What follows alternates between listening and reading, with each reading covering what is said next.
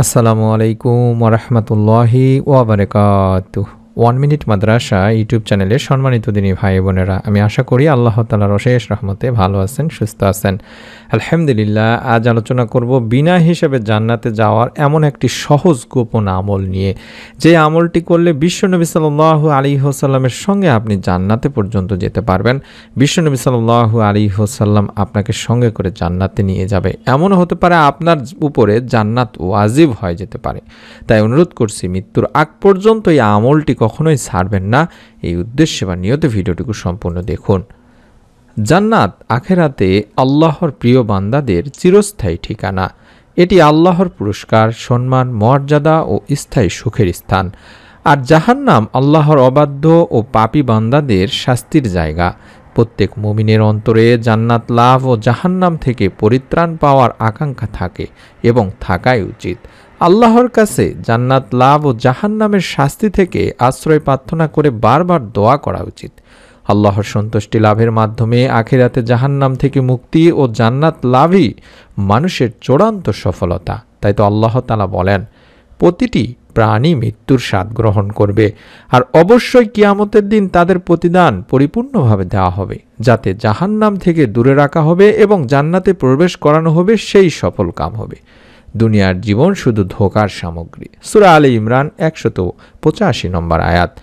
জাহান্নাম থেকে মুক্তি ও জান্নাত প্রার্থনার হাদিসে বর্ণিত একটি সহজ দোয়া রয়েছে, আর সেই দোয়াটি আমরা বেশি বেশি পড়ার চেষ্টা করব। আমি প্রত্যেকটি দোয়ার বাংলা উচ্চারণ দেখায় দিচ্ছি, ইনশাআল্লাহ আপনারা নিয়ম মেনে আমলটি করবেন। আল্লাহুম্মা ইন্নী আসআলুকাল জান্নাতা ওয়া আউযু বিকা মিনান নার। আল্লাহুম্মা ইন্নী আসআলুকাল জান্নাতা ওয়া আউযু বিকা মিনান নার। আল্লাহুম্মা ইন্নী আসআলুকাল জান্নাতা ও আউযু বিকা মিনান নার। এর অর্থই হচ্ছে, হে আল্লাহ, আমি আপনার কাছে জান্নাত চাচ্ছি এবং জাহান্নাম থেকে আশ্রয় প্রার্থনা করছি। সুনানে আবু দাউদে রয়েছে। এই দোয়াটি আমরা প্রতিদিন সকাল সন্ধ্যায় 7 বার করে পড়তে পারি। আবু হুরায়রা রাদিয়াল্লাহু তাআলা আনহু থেকে বর্ণিত, নবীজি সাল্লাল্লাহু আলাইহি ওয়াসাল্লাম বলেছেন, কোন বান্দা যদি দিনে 7 বার জাহান্নাম থেকে আশ্রয় চায়, তবে জাহান্নাম বলে, হে আমার রব, হে আল্লাহ, অমুক বান্দা আপনার কাছে আমার কাছ থেকে আশ্রয় চেয়েছে, তাকে আশ্রয় দিন। কোনো বান্দা যদি দিনে 7 বার জান্নাত প্রার্থনা করে, জান্নাত বলে, হে আমার প্রভু, হে আল্লাহ, অমুক বান্দা আমার প্রার্থনা করেছে, তাকে জান্নাতে প্রবেশ করান। সুবহানাল্লাহ, সুবহানাল্লাহ। মুসনাদে আবু ইয়ালার একটি হাদিস। বুঝতে পারছেন যে জান্নাত আপনার জন্য সুপারিশ করবে এবং জাহান্নাম আপনার জন্য সুপারিশ করবে। জান্নাত আপনাকে ডাকবে, জাহান্নাম আপনাকে আশ্রয় দিবে। তাই অনুরোধ করছি, দোয়াটি আমি আবারও দেখাচ্ছি। সকাল সন্ধ্যায় অর্থাৎ ফজর এবং মাগরিবের নামাজের পরে অন্তত 7 বার করে পড়ার চেষ্টা করবেন। আনাস ইবনে মালিক রাদিয়াল্লাহু তাআলা আনহু থেকে বর্ণিত, আল্লাহর রাসূল সাল্লাল্লাহু আলাইহি ওয়াসাল্লাম বলেছেন, কেউ জান্নাতের জন্য আল্লাহ তাআলার কাছে 3 বার প্রার্থনা করলে জান্নাত বলে, হে আল্লাহ, তাকে জান্নাতে প্রবেশ করান। কেউ 3 বার জাহান্নাম থেকে আশ্রয় চাইলে জাহান্নাম বলে, হে আল্লাহ, তাকে জাহান্নাম থেকে মুক্তি দিন। কম করে হলেও 3 বার অন্তত পড়ার চেষ্টা করবেন। আমি দোয়াটি আবারও দেখায় দিচ্ছি, আমি আবারও বলে দিচ্ছি। যদি সম্ভব হয় 7 বার করে পড়বেন, আর যদি না পারেন তাহলে অন্তত 3 বার করে তো দিনী ভাই বোনেরা অবশ্যই পড়বেন। আল্লাহুম্মা ইন্নী আসআলুকাল জান্নাতা ওয়া আউযু বিকা মিনান নার। আল্লাহুম্মা ইন্নী আসআলুকাল জান্নাতা ওয়া আউযু বিকা মিনান নার। আল্লাহুম্মা ইন্নী আসআলুকাল জান্নাতা ওয়া আউযু বিকা মিনান নার। এভাবে অন্তত 3 বার করে পড়ার চেষ্টা করবেন। আব্দুল্লাহ ইবনে আমর রাদিয়াল্লাহু তাআলা আনহু বর্ণনা করেন, আল্লাহর রাসূল সাল্লাল্লাহু আলাইহি ওয়াসাল্লাম বলেছেন, পৃথিবীর বুকে যে ব্যক্তি বলে, লা ইলাহা ইল্লাল্লাহু আল্লাহু আকবার, লা হাওলা ওয়ালা কুওয়াতা ইল্লা বিল্লাহ, তার অপরাধগুলো ক্ষমা করে দেওয়া হয়, যদিও তা সাগরের ফেনারাশির মতো বেশি পরিমাণেও হয়। তিরমিজি শরীফের 3460 নম্বর একটি হাদিস। তাহলে বুঝতে পারছেন যে এই দোয়াটিও কতটা পাওয়ারফুল একটি দোয়া। আমি দেখায় দিচ্ছি, আমি আবারও বলছি, লা ইলাহা ইল্লাল্লাহু আল্লাহু আকবার, লা হাওলা ওয়ালা কুওয়াতা ইল্লা বিল্লাহ। এভাবে দিনে অন্তত 1 বার করে হলেও পাঠ করার চেষ্টা করবেন। ইনশাআল্লাহ আল্লাহ রাব্বুল আলামিন আপনাকে মাফ করে দেবেন। এবং লা হাওলা ওয়ালা কুওয়াতা ইল্লা বিল্লাহ, লা হাওলা ওয়ালা কুওয়াতা ইল্লা বিল্লাহ, লা হাওলা ওয়ালা কুওয়াতা ইল্লা বিল্লাহ। এর অর্থই হচ্ছে, আল্লাহ তাআলা ছাড়া কোনো উপাস্য নেই, আল্লাহর সুমহান, আল্লাহর সাহায্য ছাড়া পাপ মুক্তির কোনো পথ নেই, আল্লাহর সাহায্য ছাড়া ইবাদতেরও কোনো শক্তি নেই। আবু মুসা আশআরী রাদিয়াল্লাহু তাআলা আনহু বর্ণনা করেন, রাসূল সাল্লাল্লাহু আলাইহি ওয়াসাল্লাম একবার আমাকে বললেন, তোমাকে জান্নাতের অন্যতম ধনভাণ্ডারের কথা কি বলে দেব?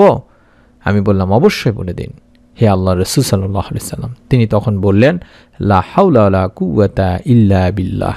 এটি বুখারী শরীফের হাদিস, তিরমিজি শরীফের হাদিস, মুসলিম শরীফের হাদিস, এছাড়াও আবু দাউদেও রয়েছে হাদিসটির কথা।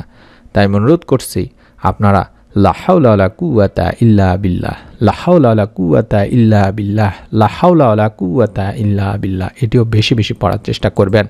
এবং বিশ্বনবী সাল্লাল্লাহু আলাইহি ওয়াসাল্লামের সঙ্গে জান্নাতে যাওয়ার জন্য এই ছোট্ট দোয়াটিও কম করে হলো সকাল সন্ধ্যায় 3 বার করে পড়বেন। রদিতু বিল্লাহি রাব্বান ওয়া বিল ইসলামি দীনাও ওয়া বিমুহাম্মাদিন নাবিয়্যান ওয়া রাসূলা। রদিতু বিল্লাহি রাব্বান ওয়া বিল ইসলামি দীনাও ওয়া বিমুহাম্মাদিন নাবিয়্যান ওয়া রাসূলা। রদিতু বিল্লাহি রাব্বান ওয়া বিল ইসলামি দীনাও ওয়া বিমুহাম্মাদিন নাবিয়্যান ওয়া রাসূলা। এভাবে 3 বার করে পড়বেন।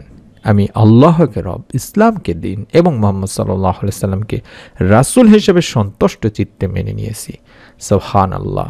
এক হাদিসে মুনাইজি রাদিয়াল্লাহু তাআলা আনহু থেকে বর্ণিত আছে, আমি আল্লাহ রাসূল সাল্লাল্লাহু আলাইহি ওয়াসাল্লামকে বলতে শুনেছি যে সকালে অর্থাৎ ফজরের পরে আপনারা পড়ার চেষ্টা করবেন, রাদিতু বিল্লাহি রাব্বান ওয়া বিল ইসলামি দীনান ওয়া বিমুহাম্মাদিন নাবিয়্যান ওয়া রাসূলা।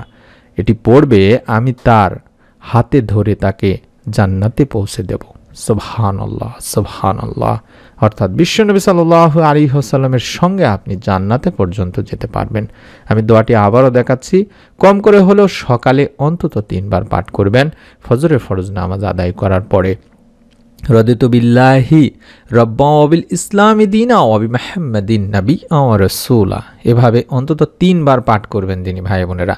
এবং একটি ছোট্ট দোয়া শিখিয়ে দিচ্ছি, জাবের রাদিয়াল্লাহু তাআলা আনহু থেকে বর্ণিত, রাসূল সাল্লাল্লাহু আলাইহি ওয়াসাল্লাম ইরশাদ করেন, যে ব্যক্তি সুবহানাল্লাহিল আযীম ওয়া বিহামদিহি, সুবহানাল্লাহিল আযীম ওয়া বিহামদিহি পাঠ করে তার জন্য জান্নাতে একটি খেজুর গাছ রোপণ করা হয়। তিরমিজি 3464 নম্বর একটি হাদিস।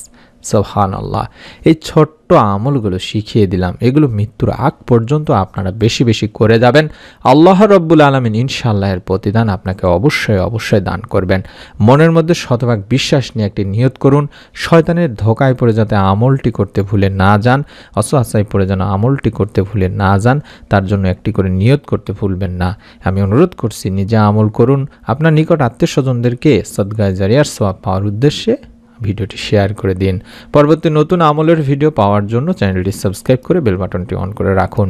সকলে ভালো থাকুন, সুস্থ থাকুন। আসসালামু আলাইকুম ওয়া রাহমাতুল্লাহি ওয়া বারাকাতুহু।